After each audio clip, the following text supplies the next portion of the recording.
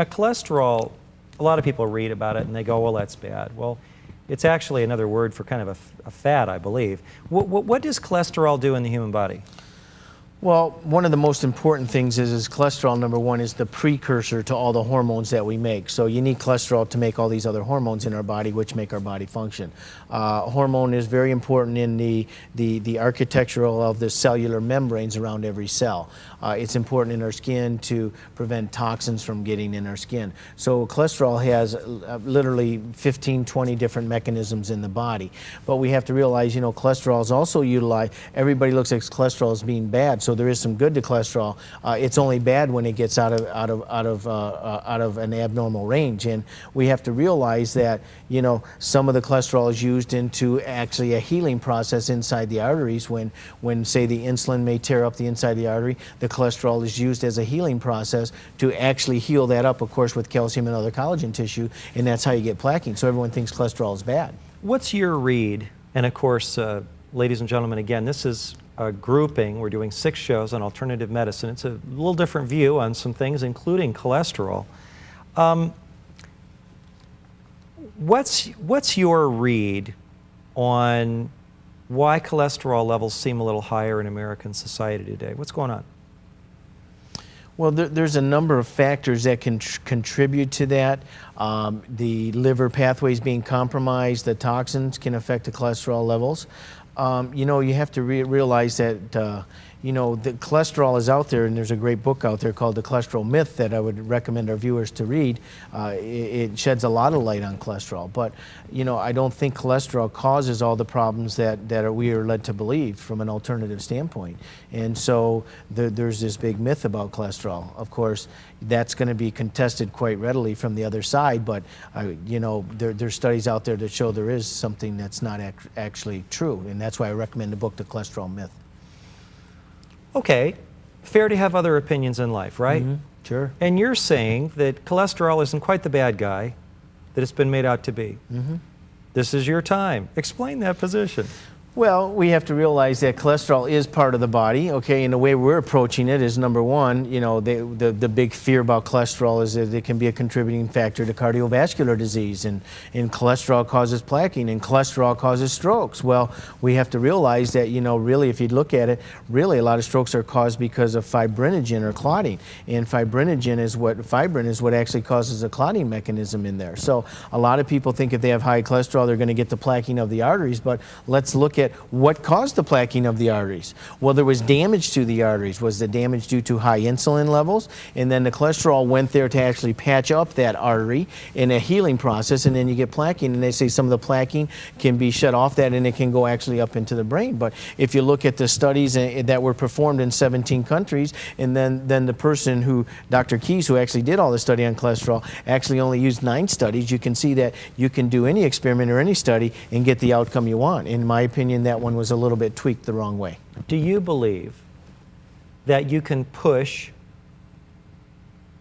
insulin resistance, pre-diabetic conditions, cholesterol down by changing your diet and exercising? Do I believe it? 110%. And not only do I believe it, I have proof that actually shows that. I run pre and post blood tests to document how you can bring it down naturally. And I don't use medications. I use dietary healthy lifestyle changes. I use vitamins. I use herbs. I use exercise. And I educate patients on how their physiology works so they understand why they need to do it. And I literally have hundreds and hundreds of tests to document this. And I know that comes to a shock to a lot of people. Maybe.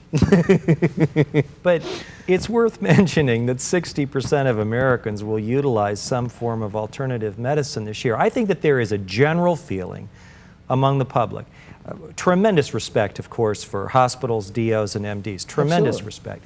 But I think that there is also a perception that if there is a natural means, by diet, exercise, whatever, to maximize health, where you don't have to take a medication, knowing that all medications have good and bad. That if there is something to do that's natural, that can improve general health, that they want to try that. Now let me ask you this, can you combine care from an MD or a DO with their medications, let's say, treating cholesterol, high cholesterol, with a natural approach at the same time? Are they something that you can combine and utilize at the same time? Yes, you can. And, as we bring the cholesterol levels down in a blood test, then they go back to their attending physician who prescribed that medication and say, look, my cholesterol levels are coming down.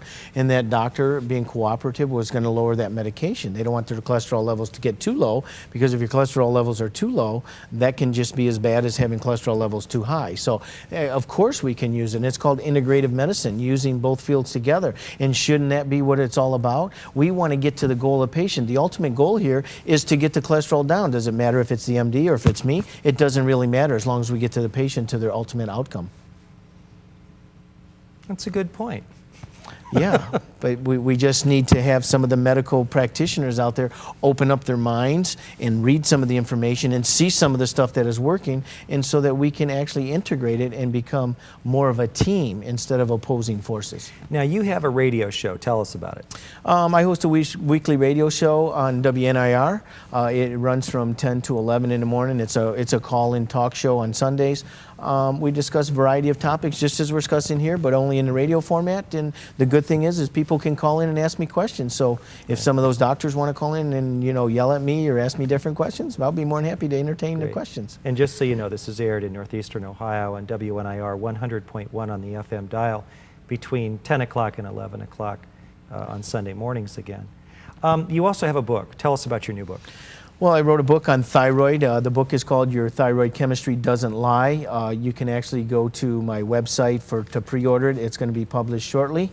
I'm very excited about the book. It talks not only about the thyroid gland itself, it talks about the other endocrine glands that are involved in supporting the thyroid gland to return your body to its optimal function. And I think people are going to be pleasantly surprised reading it, and even the doctors. Do you think people are excited about improving their health with diet and exercise?